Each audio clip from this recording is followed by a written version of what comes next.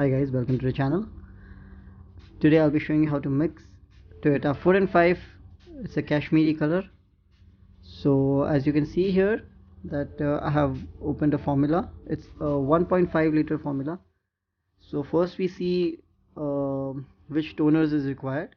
So here we use the silver toner and we check the grams, how much we need to add to it, and according to how the formulation is, we add each toner, and as the measurement is mentioned in the application, we add the following color toners.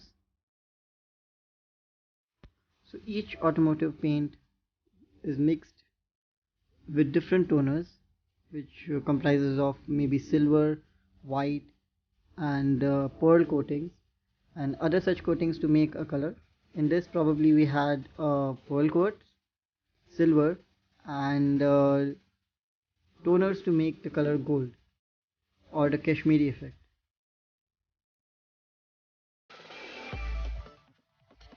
So once we add all the toners, we then mix the paint and we check the shade of the paint if it matches with the car.